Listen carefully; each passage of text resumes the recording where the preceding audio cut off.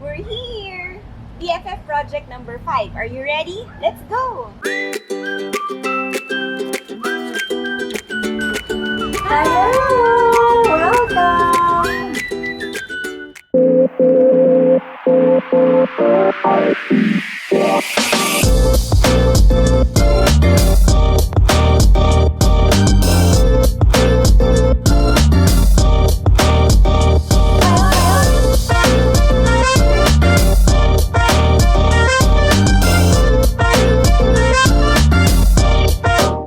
Hello everyone!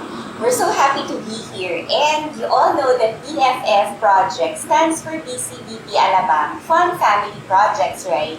But this time, it's a very special afternoon because I have my very own BFF in this special project. Everyone, I'd like you to meet my best friend for the past 40 years, Nina. Hi, Nina. Hello! Welcome! Hello, everyone! Our topic for today is very special. It's actually a topic or the term I learned just recently. I'm very aware of the term table setting, but this one means, can you tell us something about what we will do today or what our project is today? Okay, we call it tablescaping. I'm no expert, but it's something of interest to me. And from what we used to do, table setting, what we learned in school, now it's like a level up. It's trying to be more creative, adding more art or design or expressing yourself more to have your meals more special. Okay, your tablescape means, do you do it often or what is your inspiration? Why do you do it? Well, I do it especially when I have guests over because I feel that when you do something more special, it makes your guests feel more welcome, makes the ordinary meal more special, and you make them feel more valued. But now, since the pandemic, since we haven't been able to go out, and it's always been just me and the kids, so instead of going to restaurants, which they also miss, we try to bring the same, feel at home using whatever we have. Baka naman expensive materials. What do you have everything or you really have to think out of the box? What do you do? Well, I seek for inspiration from Pinterest. Pinterest. And there are celebrities also who also are into tablescaping. So I view YouTube or I look at some in Instagram. And then I have friends who are also into it. So I'm inspired by what they do at home. I try not to indulge too much because nowadays there's a lot of anxiety. So we try to be frugal and be practical. There are some things that I buy a little, but I think of the longevity, how much can I use it in different ways.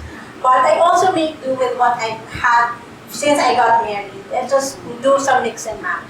You also mentioned, Vince, you also like mga local. Diba? Yes. Local I'm products. very into, I have interest in mga locally produced. In the pandemic, there's a heightened interest for that because it helps you help others too. So sometimes I also patronize products from sellers who help, let's say, the PWDs who are the ones who produce these products, or the small businesses who do DIYs and they really have nice taste and design. So I patronize those. So that's good. We should also patronize mga local products. Vince, how did you start? Were you small pa lang? You were like that already? You helped your mom with table setting? Di ba in our house, my parents really love to entertain guests. So every time, let's say, our relatives would come or their friends, we were tasked to set the table. So we were 5 siblings. Each one of us had tasks. We would have to wash the dishes, wipe them dry. We would make sure that the day before we polish the silverware and then make sure that we know where the forks, the knives, the spoons should be placed. So early on, we had that sort of training already. Okay. But you said it's training from your parents, diba? From your mom. How about you now that you're a mom? Do you train your kids also to set the table with you? Correct. Kasi I have 4 daughters, di ba? So, not to stereotype the girls, but I think it's important for them to know and help in the chores. So I do ask them to set the table, and so that it's also part of educating them proper manners. Kasi now, it's not a lot that it's Yes. studied in school. In our time in Miriam, oh, it's okay to mention the school now. We came from Miriam kasi there's a test, di ba? Yes. And also if you drop your hanky, how to pick it Pick it up. up. No, wala. Correct. So they take it for granted. So I'd like for them to also learn manners, and in the same way how to set the table correctly, so that when they're outside or when they meet other people, they know how to carry themselves well. That's good. So now, I'm so ready to arrange. Our table now is so bare, if you can see. And Nina will do her magic and show how We'll set the table. how to tablescape. Alright. Yes, before we begin, I noticed your napkins are folded in a special way. Can you teach us para pag, Para it's easy or fast na. yes. Actually, this is not so special. I just made it parang the quick way to do it. So it's just like a towel I did, and this is like my ring, napkin ring. So you just loop it through, like how you would hang a hand towel, and then that's it. This is easy way. Grabe, parang ang fancy, pero ang Dali lang pala. Okay, let's fix the table. Alright. So we're going to do our first tablescape. Can you tell us the materials you have here? Okay, so I like Filipino-looking products. Well, Filipino products. So, and I also want to use our everyday plate. So this is making our everyday meals a little bit more special. So as you can see, it's just plain white. So how do we spruce it up to make it a little bit more exciting to have our family meals together? So we have our placemats, and then we have our Kasha charger plates. We have, these are like wooden monogram coasters. We have our napkins with our macrame napkin rings, and then our table runner to add a little bit more color to our plain table cloth. And then we have our glasses and our cutlery. Shall we begin? Okay, let's go.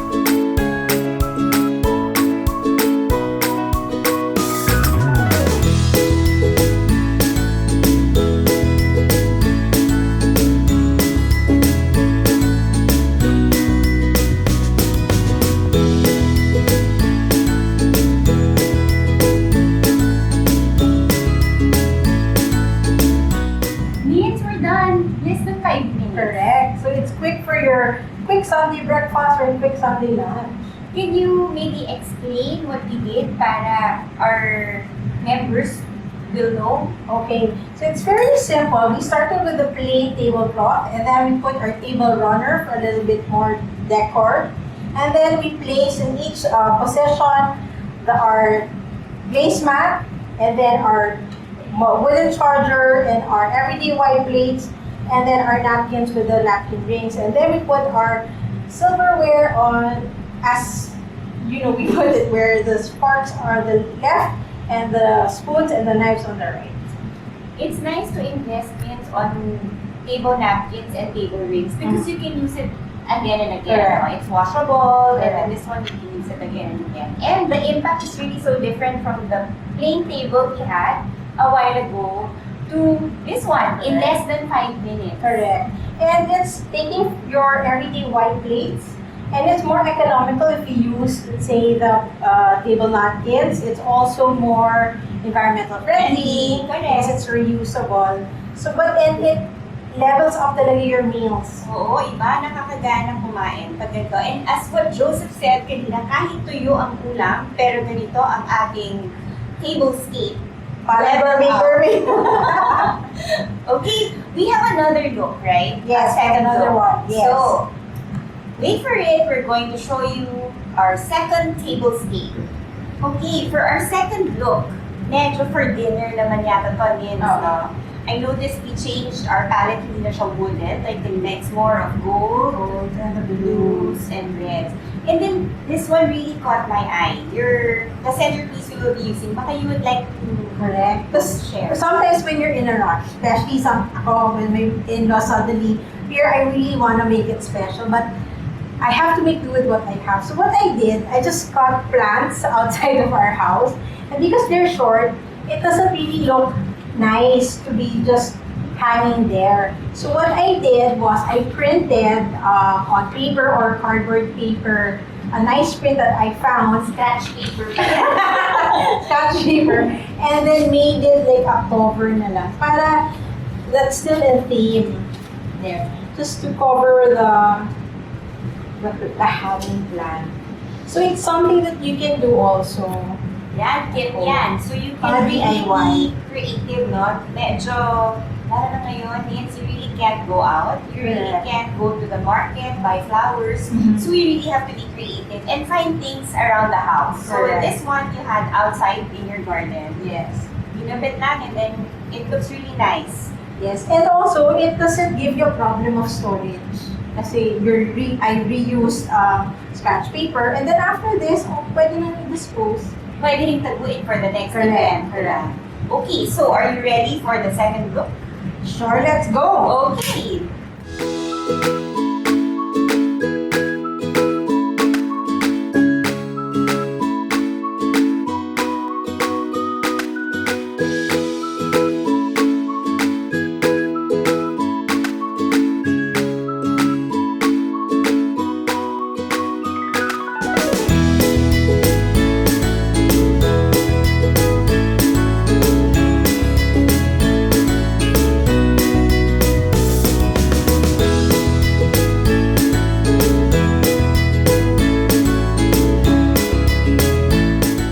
We're done.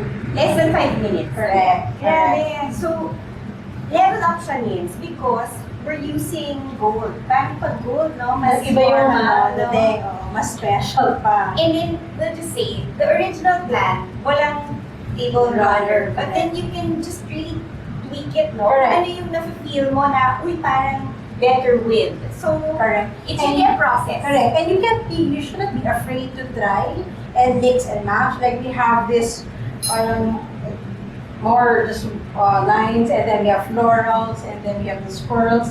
It's okay to experiment. Anyway, it's your house, it's your Yeah. style. And at the same time, like for this one, we made do of our placemats. Whatever na meron na. Correct. So we did have a table runner that was blue. So we made use of our blue placemats and put them one over the other. So, pwede nga yun. You also have other tips that you would like to share. Pwede na natin siyang i-bring up. Correct. Other tips. So one was this one, using the vases and print out. And a lot of people are asking, nako naman, paano naman kung wala akong napkin rings? Like yung kanina. Correct. So one thing that I did before, kasi wala akong masyadong napkin rings, and I wanted something that's always with our monogram, with our initials. Oo, like I noticed this one, the S. table napkin, meron siya talagang S for Santiago. Kanina our booster had the S. That's right. So, what I did before was when RP brought some of his friends, quickly I did a print out on a paperboard of a print that I like. Like for now, I like the Inabel print. So I printed it and then just put them together, cut it out, and make it into a ring. And then you can put your napkin there. You can glue it. For example, I'll use this one as an example. And I can just put through my napkin ring. Just pretend it's glue. Sorry, I can bring it there. Here. You have a DIY napkin ring. Or sometimes you can use ribbons. Yes. I also noticed this in one of your Instagram. You also like to put parang place settings, what do you call it? Or name cards. Name cards. Or even greetings. So if you want it to be more personal, if you have a small group, you can just print out their names, put their names there for their name cards, place cards, or like the Easter greeting that we had. So when my mom came over, I had a happy Easter message for her, or it could be your favorite inspirational quotes. Pwede from whatever. friends, yeah. Diba? Correct, Oh, that's nice. So there are really a lot of things you can do. And it just really is, siguro you have to think outside the box. Be Correct. creative. And also have in mind who you're doing it for. Correct. Okay. Before we end, Nicole, thank you so much by BFF.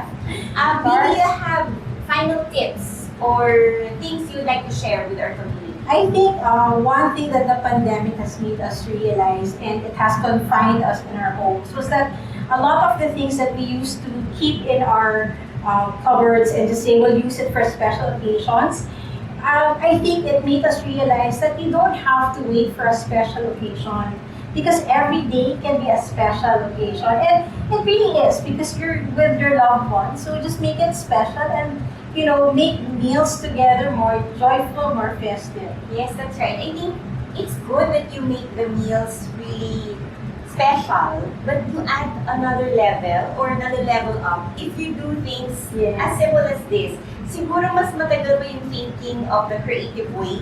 Mga 10 minutes, but to do it Mabilis in lang. less than 5 minutes actually. Correct. And I think the joy we will give to our family na may effort. Di ba? Parang ang ganda. And then one more thing, I think, sure, if you don't have to invest a lot in plates, right? One tip: if you have your everyday white plates, a cheaper way to do it is buy salad plates that have prints and just put it on top of your white ones. So the white ones remain staple, Yeah. and then you have mga accent Correct. pieces. So either you go for your napkins, which are cheaper to store, or salad plates, or mix them and match them. Yes, There are homes.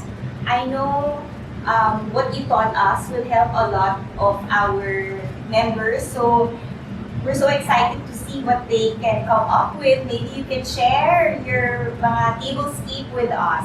Diba? Yes. Maybe that's a challenge for the homemakers. Yes. Daddies and the mommies or the kids. And there are a lot of occasions, So mentioned like my Father's Day, Mother's Day, Christmas, Halloween. Di ba lahat yan? Yeah. But as you mentioned, every day can Is be a special day. So, thank you very much for tablescaping with us. And I'm so happy, BFF projects will really not be complete without my best friend Yeah. forever. So, Oh, thank you, Nina. thank you. May surprise pa kami. Yeah. Okay. On behalf of Family Life, thank you very much, Santiago family, for welcoming us. Here's a small token for you. Thank you. Thank you very much. Thank you. Bye. Thank you for always watching BFF Projects. Please like and subscribe to BCBP Alabang YouTube channel and click the bell icon to get new video updates. Also,